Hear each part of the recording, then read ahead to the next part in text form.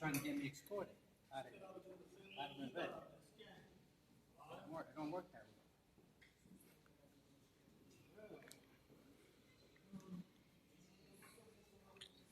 I want to get to NYPD. I want to give me their business card.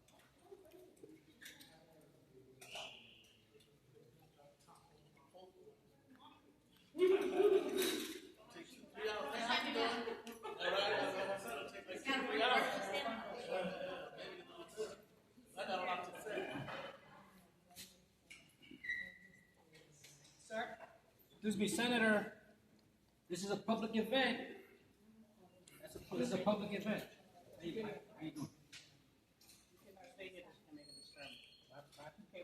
I'm not disturbing. I'm not disturbing. I'm not. I am NYPD. If I go to the library, we don't want to go there. You gotta protect people's rights. I understand. My right is to be here as a citizen. And not cause a mess. Don't cause a mess. I'm not doing that. You I'm NYPD. I'm not disturbing. I haven't. That's why we're here. We're gonna take care of these questions. I would like to say something. So then what you need, you can't do. You can't. That doesn't work that way. Because she's an election. You make the things hard, but it's hard. You gotta be reasonable. What am I doing wrong? You see what I'm doing here? Yeah, but they don't want that. They want to have a meeting. Well, no, protect the Constitution. I understand that. First Amendment. I'm supposed to have the right to speak. Just like you. I can't censure you. You can't censure me. Especially her if she's the right to speak. Everybody have.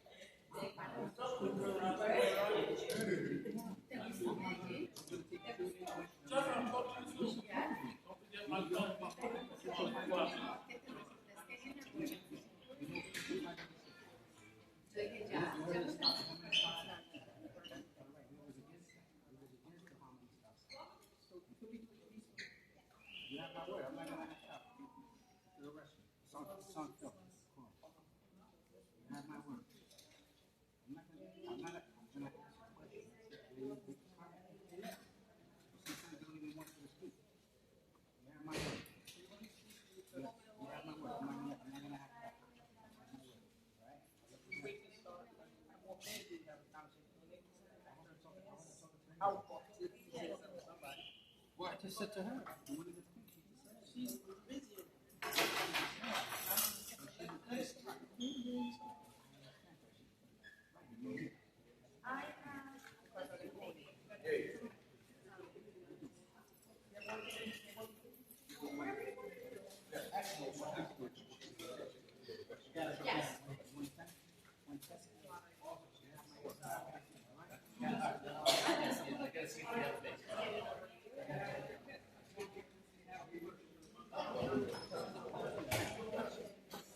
What happens in the street happens in the street. This is a public event, right? You want civility? You want civil?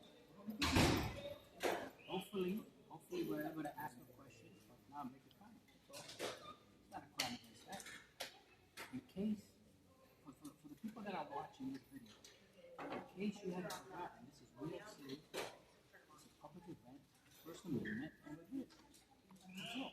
We're having an event on Stop and Frisk, and we're interested. We're interested because we're here. We're interested because we support the group. There's a lot of things that happen in this city. There's a lot of people that want to defend the cops. We need cops in the city. You see how I spoke to the officer, right? I haven't done anything. There's no crime.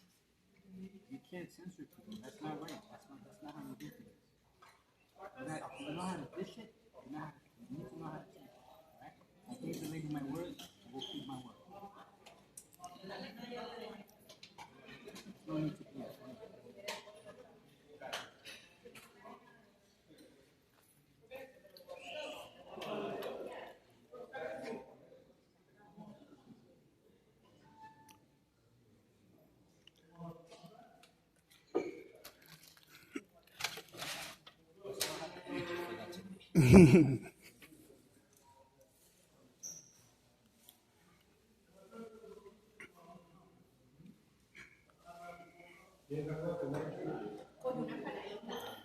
So.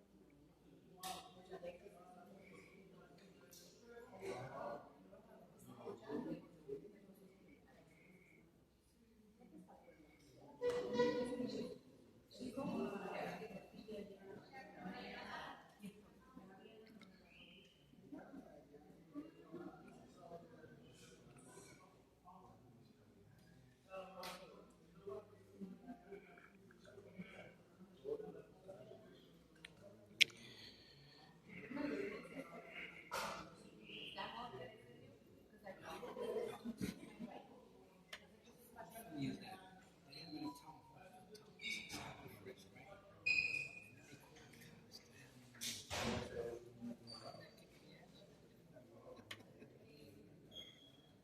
Sometimes people don't think. When you do your videos and you're recording, I do it myself. When you do your videos and you do recording, sometimes you don't have to do nothing. All you gotta do is hit record. The people do it for you. They make the video for you. And you get some shit, you're like, wow, did I just get it?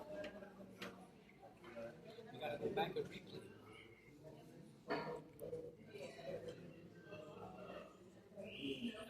They talk about permits. They don't want you here. It was the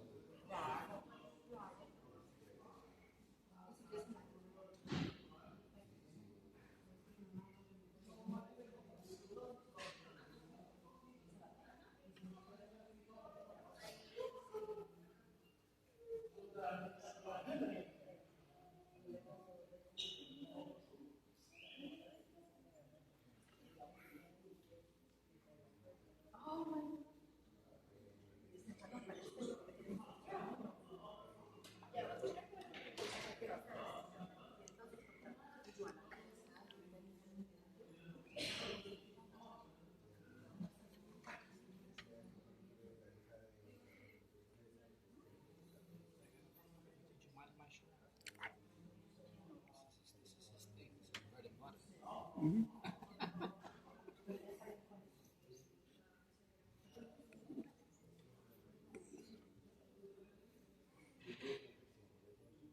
Check.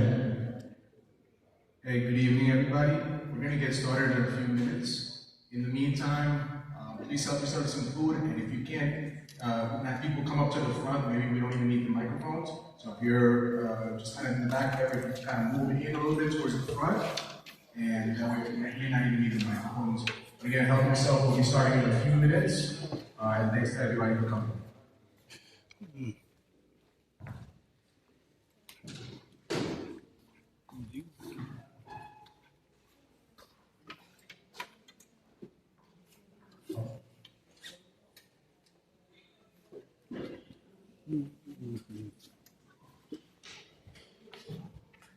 Step here.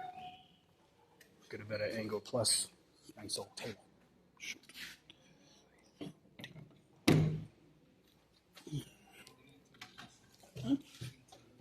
Yeah, I know. What I get, I'm not gonna fight these people. I got things to do. Not fight these people. Let me see if I got better signal here. See something?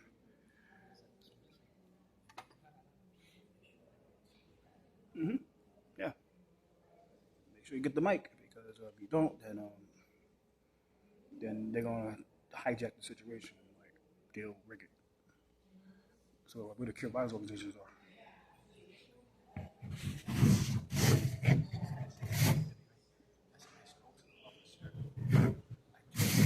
Make sure that you're civil and that you behave. Mm-hmm. And then I'm here to ask a question if you wanted to behave. Yeah. So here right now, guys, is Ramos is. Oh yeah, I know. Yeah. I'm not going. Yeah, so you see the town hall here is not a lot of seats. It should have got a smaller room. It's Thursday evening for Friday. Happy May 2nd. My media.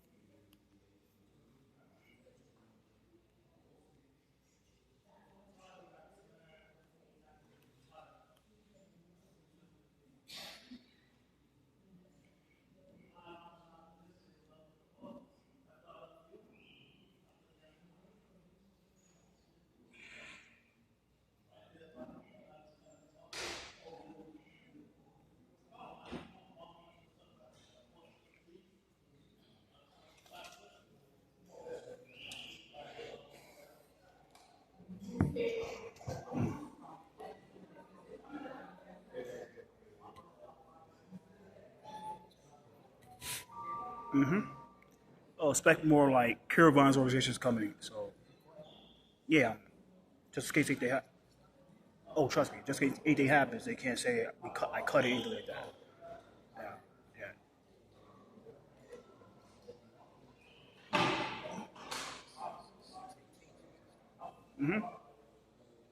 They should have got a smaller office. I mean, they could have did it. No, Elmhurst is Catalina got Elmhurst tonight, so they should have did it in somewhere smaller, like hospital, library. I mean, it's cheaper, and they had to leave at the time they closed, like 8 o'clock. So couldn't be paying messing around with that. Problem is like, yeah, right.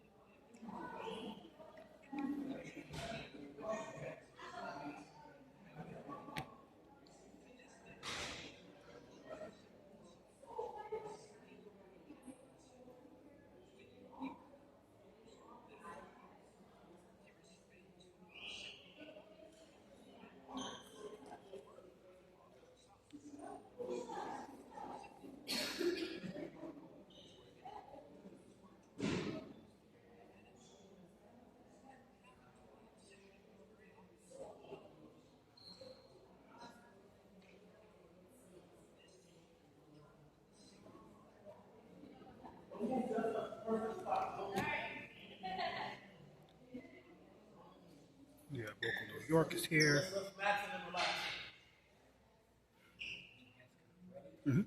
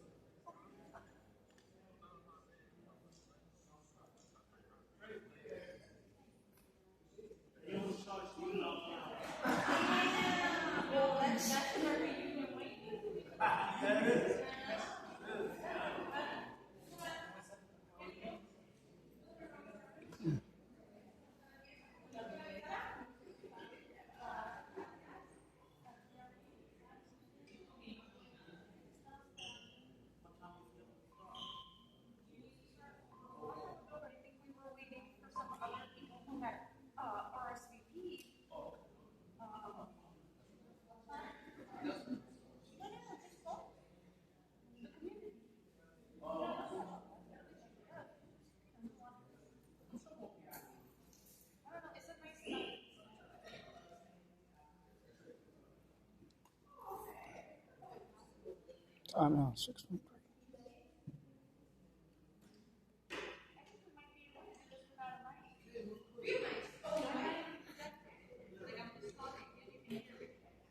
So if I actually talk like this, you can hear me, right? Everybody can hear me? ¿Atrás me escuchan? Sí. Y yo que hablo pasito.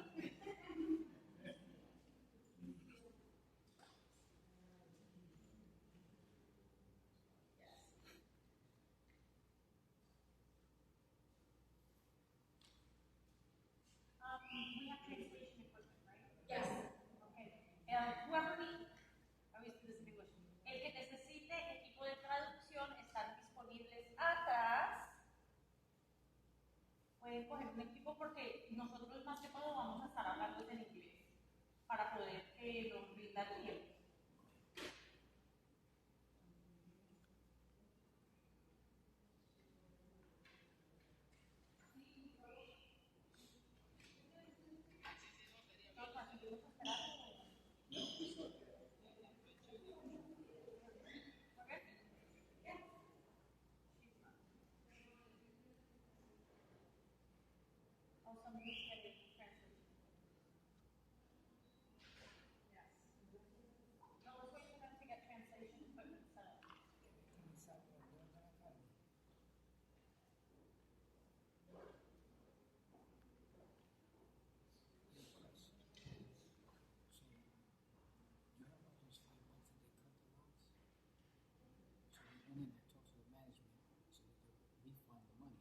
Mm-hmm.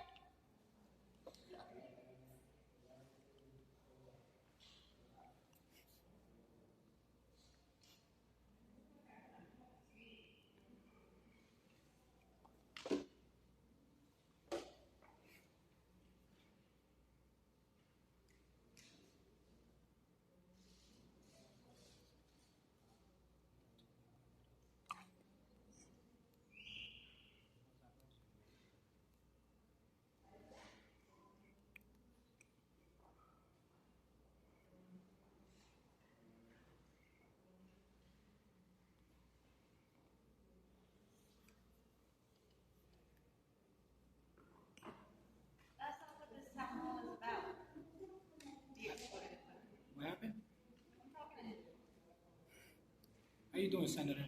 I'm well. How are you? Good. Are you going to be on your best behavior today? If you are, I will. I always am.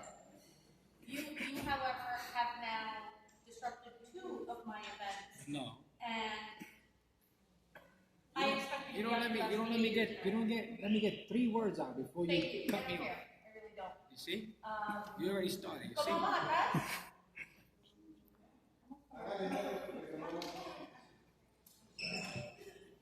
La subida está más fácil que la bajada.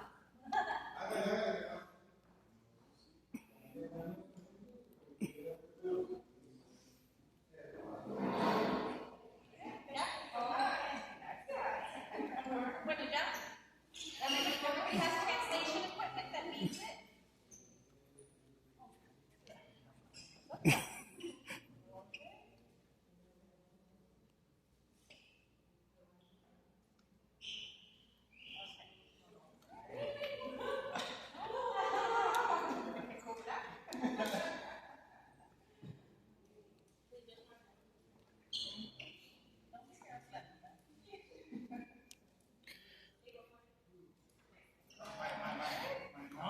Very nice Colombian picture. Okay, is she set? Bien? ¿Está lista? ¿Sí?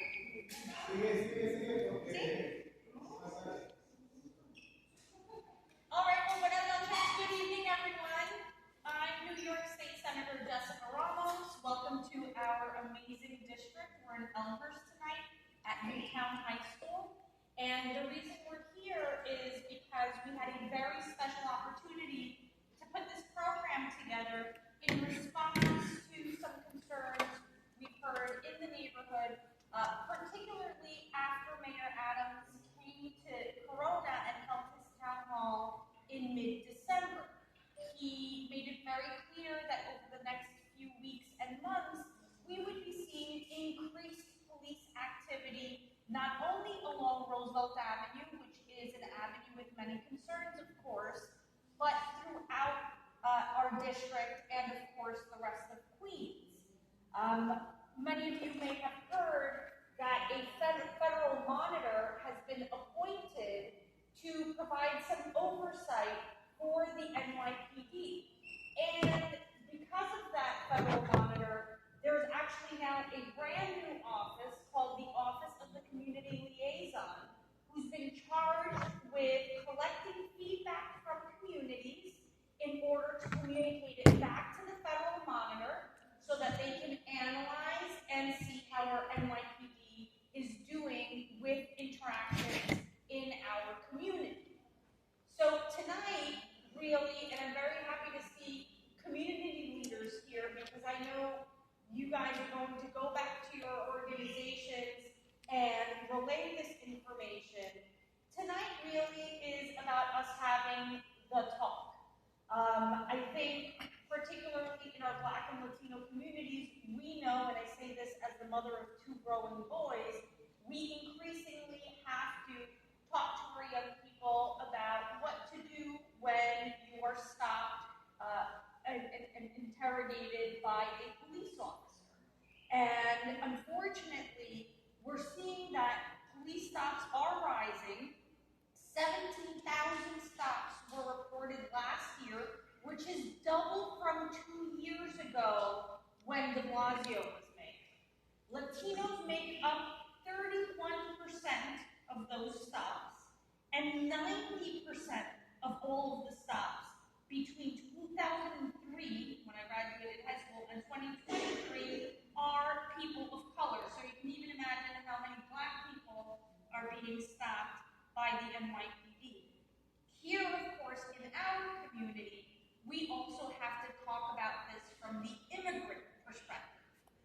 Because many times, particularly employers, sometimes even police officers, will take advantage of the fact that our immigrant neighbors don't know that they have rights,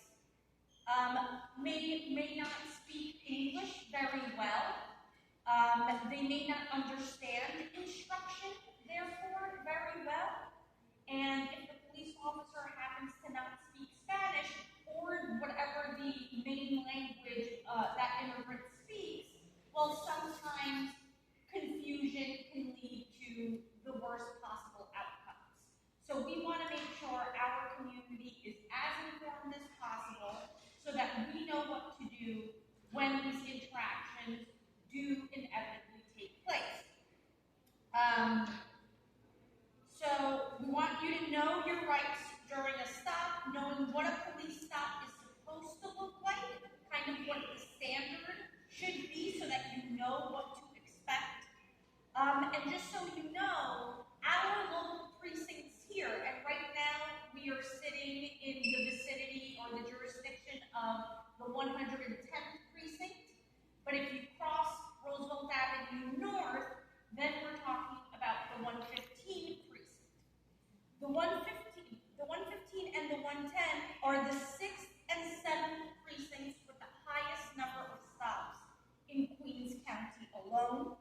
The 115 has reported since 2002 95,000 stops, and the 110 has made more than 86,000. So combined, around 180,000 stops.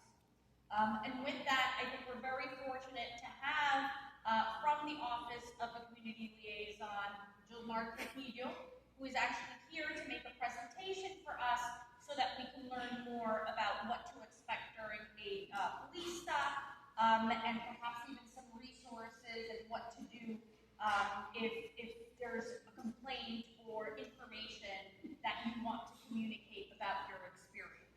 You want to come up? What I hear for the Senator. Hi everybody, my name is Joseph Trujillo. I'm the Queens organizer for the Office of Community Liaison. I also wanted, before I start, just to also note that the Civilian Complaint Review Board, which is the official city agency where you can file an official complaint against a police officer, is in the back. Natasha's right there with by the blue table. So we'll talk a little bit about kind of complaints and how they come in, but if you're interested in getting more information about the CCRB, make sure you speak to Natasha on the way out. So I will talk a little bit about the office. One thing I do want to get a good understanding is our office is a neutral office. This is not an office of advocacy or a political office. Our office is solely designed for the purpose of communicating feedback from the streets, whether it be positive, negative, somewhere in between. We want to get neutral perspectives of people on the ground here to the monitor. And this is kind of a unique situation. This is not a city or a state function, right? This is a federal monitorship. There's a federal court that's still overseeing some of these cases. So this is a unique opportunity for the community voice on the ground to reach a process that's handled traditionally kind of by plaintiffs, defendants, lawyers, legal experts, and judges. And this opportunity is, in that way, is unique to get your perspective. So what is perspective? What is experience? If you've ever been directly stopped, and we'll talk about what that is, because not every interaction with a police officer is a stop or an encounter. If you've been stopped, or maybe your family member's been stopped, your neighbor, you've just seen somebody in the community be stopped, that's important feedback we want to get. So the kind of feedback we would get would be like, what did you see? When did it happen? Was there, physical stuff going on? Was there, a body cam use? We'll talk a little bit in detail about what that is. We want those experiences in your story. But also, if you haven't been stopped, but who here, by the way, remembers the term stop and frisk? I would say most of us, especially those of us over 30 and 40 years old, we remember this stuff from about 10 years ago. So 10 years ago, this was being talked about, at many dinner tables, across New York City. So that conversation is kind of, again, 10 years ago now. So some young people we do presentations with high school kids and sometimes even middle school. People don't know some of these young people may not know these terms, but the practice is continuing. It's really important for us to remind people that stop and frisk is still around. Stop and frisk is legal. So it's very important. Some people have the misconception that stop and frisk was outlawed by this court ruling 10 years ago, and that's not the case. Stop and frisk is legal. What the judge ruled was that the way that it was being done, there was problems with that, and so there had to be reforms of it. And so we want people to understand those messages about it. And again, as the Senator pointed out, it's disproportionately people of color, Black New Yorkers, Latinx New Yorkers. So we want to make sure that that's So with that being said, I just want to just throw out some preliminary questions. Can somebody tell me what a stop is? A police stop. Like somebody who's dynamic. Oh, okay. I know you know. Yeah. Yes. So I guess maybe if you're driving and there, the police car comes behind you with the sirens and you have to pull over, that's Right. stop. Right. That's a big vehicular stop. Yep. For the purposes of tonight, we'll be talking about a pedestrian stop. So these are street stops. Does anyone know what a stop is? Good. Yes, we officer feels that you look suspicious, just stop you and question you. Okay. Yeah. Well, what is the stop? Like, Stop is just it like that they approach you? just basically ask you questions. Okay. So they approach you and they ask you questions. Good. So that's a baseline. Does anybody agree with that basic idea? Yep. Stops you and asks you questions. Okay. So we're going to get a little bit into the specifics of this. There's encounters and then there's stops. There's a legal difference between those two. So we'll talk about police encounters, and then a Terry stop is an official kind of level 3 stop where you are actually detained. You can't walk away, and you're not actually free to leave as determined. So we'll talk a little bit about that. So the main thing I want to underscore here is that there's levels to this. There's levels to stops. So the numbers that we throw around sometimes, those are stops that are being counted for level 3 stops. A lot of other stops that are countered to it, and even me, I will say stop, right? It's just instinctive to just say stop. But police encounters, they're different at level 1 and level 2 and level 3, and that's very important. That's what's kind of unique about our office and other than that kind of know your rights trainings, where people will tell you like what you can do when you're stopped. But also, we want people to distinguish between those level 1 and level 2 police encounters, and then a level 3 Terry stop, which is what is actually being reported. Question? It sounds like you're talking about Intro 586. That's Say again? Intro 586. Not familiar with that. The how many stop signs? Yes, that's a great point. So the How Many Stops Act, everybody, I know the local folks know about the How Many Stops Act, but the How Many Stops Act, people know this was city legislation that came out, actually that you had to override the mayor's veto recently about, but this is so that those level 1 and level 2 stops can be more proper. There's more transparency around those issues. So yes, that's a great distinction. The public advocate was talking about, well, people complaining that it's more paperwork for the cops. And is it paperwork or is it digital? Is that on the phones? Without getting too much into the politics of it, it's put it this way: there's paperwork involved in a lot of police work, and at level 3, that stuff is happening. They're getting the number of stops, they're getting like precinct demographic data, but having the data around level 1, level 2 is not really happening, so that's happening more. Again, I won't get into the politics of it, but what is law, what is going to be law now, and that How Many Stops Act is that there will be more transparency around this. We will know more about what's happening with level 1 and level 2 stuff. But also, what are those level 1 and level 2 encounters? Okay, so level 1 and level 2 encounters. Thank you. Let's just go right ahead to level 1, Erica. Yeah. Yes, Erica, back. There we go. Okay. I should go one back, Erica? All right. Police encounter. We'll start there. Level 1, level 2, level 3. All right. Skip slide. Go ahead, Erica. One more. All right. So, objective, you guys can see this on the left. Objective, credible reason. Without getting into the legal descriptions of it, it's basically the amount of suspicion officer can have to engage with. This is a level 1 stop. This is the lowest level kind of suspicion an officer can have to interact with. So, and this is oftentimes described also as a request for information. So I'll do a very basic description of it. It might be something like an officer asking you, hey, did you see that there was something, that there was a shooting, somebody ran off, an officer comes and asks you, hey, did you see somebody running that? So it can be a request for information. That's just one example. It can be a myriad of different examples, but that's one example, a request for information. But a level 1 encounter is like the officer stopping you, asking questions, talking to you, but you're actually encountered. So this is a consensual encounter. You are not actually required to speak to the police officer. You may decline to speak and walk away. And the officer must have a reason to seek information from you, right? It can't be like, hey, what are you doing here? Who are you? Like,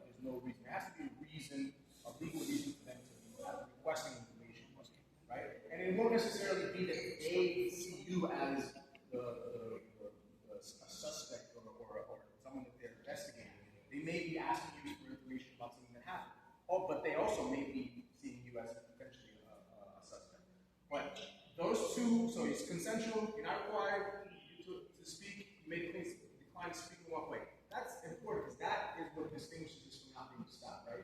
You're not required to stay there. Therefore, this is one of the ways of really understanding why it's not a stop and why they call it an encounter. During a level 1 encounter, an officer cannot even request to search you or your belongings. So they can't search you. They can't even ask to search you at a level 1 encounter. That's an important distinction. Okay? So if you're at a level 1, they cannot even ask you to search you. Okay? They haven't reached that threshold yet. They even ask that. And you can ask them why they're questioning. And an officer cannot detain or frisk you. We'll go into a little bit about frisking a little bit later, but frisking is basically like what we used to call pat down, right? Back in the day, above the clothes, right? It could be here around my pockets, it could be around my coat, but it's something above the clothes. A search is a little bit different. Going in my pockets is going to be more of a search. Frisk is pat down, the way we used to call it. Okay, next slide, Eric. All right. Any questions about level 1? No? What's up, Miles? Shout out to L4. Yes, sir. All right, level 2. Officer has founded suspicion. So there's something there that they have that's not yet reasonable suspicion, but it's founded suspicion of something that you may be involved in criminality or about to commit criminality. This is based on the common law right of inquiry. I won't get too much into, I'm not a lawyer, by the way, so I'm going to mess some things up maybe, but that's the basis of where they can get into the level 2 account. So for a level 2, the officer must have the reason to think that he is suspicious or illegal activities taking place that could be criminal. An officer may ask you to remove your hands from your pocket, keep your hands in view, or put down an object in order to ensure their safety during an interaction. That's important. A lot of people feel like, hey, I have my hands in my pocket, so this is something we can do, this is my help. But if an officer feels that they need to protect their safety, they can legally ask you to move your hands in your pocket, or maybe put that, maybe you're holding like a bottle, and they say, hey, put that bottle out to the side or something. So these are some important distinctions for people to know. An officer may ask you for ID, although you are not required by New York State law, as far as I know, Senator, right, to provide it. But our office always recommends you have ID, especially against people who tell them just have it. It just makes one problem go away. The officer can also ask you for consent to search you or your belongings. So level 1 we just talked about, they can't even ask you for a search. Now they have a little bit higher level of suspicion. They can ask you for consent to search you, but they can ask you. You can say no, you can say yes, but they have to ask you. And actually there's a law a few years ago that actually made them actually have to document what your responses are and explain to you that you can say no. We'll talk about that in a little bit. Any questions so far? Yep. Quick question. What's an example of this level 2 encounter suspicion? Did we just, you're at the wrong place, wrong time? So it could be, yeah. It could be like, maybe so it could be maybe there's a radio call about a crime, right? That something happened. And you fit the description, right? And if you fit the description, they can engage and they can talk to you about something. So it can't be based on like a gut feeling. It used to be back 10 years ago that a lot of the complaints that were coming in with stops would be like based off of like this is a high crime neighborhood, which meant basically if you lived in any high crime neighborhood, right, in New York City, which a lot of people do. I spent most of my life, so that could be the reason. So there has to be something. So like maybe a radio call, or someone says, "Hey, guy with a blue shirt, black hat, Latino, 6 feet tall," something like that. Yeah. I have a question. Please. How do you know that it's level 1 or level 2? That's a great question because officers are not going to tell you. They're not going to tell you. So part of the reason we do this presentation is so that you guys have a better sense of what the levels are, right? There is not going to, when you're in an encounter, they're not going to tell you. You're going to have to, hopefully with this training, kind of try to figure some things out based on some of the things we're talking about. So for example, if they ask you to search your belongings, right? You're probably not at level 1 if the officer's doing what they're supposed to be doing, right? So, but if they ask you if they can search you, hey, maybe I'm at level 2, right? So I can't say you'll know exactly which one, but we're trying to give you guys the information so you can kind of try to figure it out. They also may know. I really don't know. Yeah, well, yeah. Some officers also, Well, let's put it this way: it's complicated in the heat of the moment. A lot of stuff's going on, and we're not going to have time to do like get all the information out. So that's why we're trying to give you guys the information now. Yeah. So you may answer this question at the end, but I'm curious to see, because in reality, a lot of times officers merge levels 1 and 2. So even if they walk up to you, the first thing they're going to tell you to do is take their hands out of your pockets. So, I'm just wondering if you're going to speak to, like, this is great so that we know what they should be doing, but then are we going to get to what actually happens and what community members can do when officers are merging levels 1 and 2? That's great. By the way, we got Mrs. Roz, and Eagle Lady, right in the building. Shout out to Eagle Lady. Yes, so sometimes, as you remember this, my presentation times, I say things like this. A lot of the stuff we're giving you is like information by the book, right? But then, as she said, sometimes there's gray areas, there's merging of levels, and the way that things happen is not always like this. So in my presentations, I do this a lot, so people understand, like, this is how it's supposed to go. But sometimes it doesn't really happen like that in real life.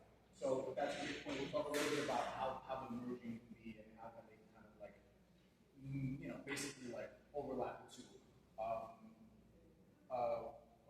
I know you have a question. Yeah. Give me about level 2, right? No, just in general, like with the level 1 and level 2 stuff. So a lot of times, like you said, they're not gonna articulate which level it is. Yeah. And a lot of the youth don't understand as far as what they can and can't do in those situations. Right. So, and because suspicion is not a crime, right?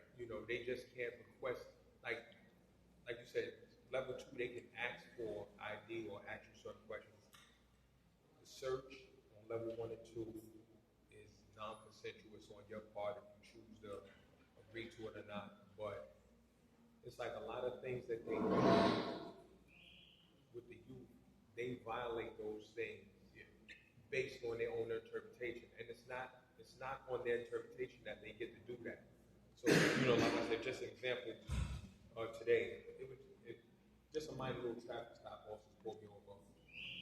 Today? And license registration. We're not doing none of that until you tell me why you pulled me over. So I have to get information on why you stopped me before we start talking about identification. Mm-hmm. So once they told me, okay, well, you got the wrong lane to do whatever. Okay, so license registration, start, go through a motion like that. But it's good to, educate the youth on what they determine reasonable articulate suspicion, in those situations. So if they don't have that, then they don't. Yeah, so they don't have to agree to things like you said. They can keep silent or whatever they do. Yeah. And you have to have a reason to be detained in that situation. Because a lot of times you try to leave the situation like, you can't go home. Or why they can't go? There's no, you don't have them stop for a crime or suspicion. So yeah. And I think in the first slide too, it said you can always ask the basis of the encounter, why you're stopping. And by the way, our office doesn't cover car stops directly, because it's technically outside of the lawsuit, but very similar things that happen to car stops. And you can always ask. Now, again, I'm going to throw these up because you can ask. Some officers may tell you, some officers may not tell you. So just more real quick. Yeah. So to piggyback on the question that she asked, and I think we went through this before. That's when you would request the body cam. Correct, right? Yeah. Like before anything, we have one on. Is it on? Questions like that. And we're going to get to the body cams too. I know there's another question. Let me get out of level 2, level 3, and I'll come right back to you. Officer asks you a question, you do not want to answer, you exercise the right to remain silent. By remaining silent, I'm not going to answer your question. So this is all of level 1, level 2 so far, and as I pointed out, sometimes there's a little bit of merging between these, so there may be some gray right in between. And again, officer's not going to tell you. Next slide, Erica. Okay, level 3. And we got in there, stop. This can be a stop now. This can be a Terry stop now, level 3. So we went from the word encounters to stops. Maybe one of the easiest ways to think about it is you're not free to leave, right? You can ask if you're free to leave, but they say you're not free to leave. That's what we're talking about, stop, right? That's why the distinction of the words. So during the level 3, an officer may stop and make it clear you're not free to leave. The officer then might proceed to take further actions, such as questioning or frisking. So the terms stop and frisk, by the way, it's important to know, you don't have to be frisked just because you're free. They may frisk you, and there's a specific reason for why they would frisk you. The reason being they have to think that you're armed and dangerous. You're armed. That they have to think you have a weapon. Not just so firearm, obviously, but it could be another weapon. So even if you're stopped at level 3, but there's no, like, let's say there's a different crime that has nothing to do with a weapon, and they suspect you have a weapon, they can't frisk you. So stop, and sometimes people say stop and maybe frisk.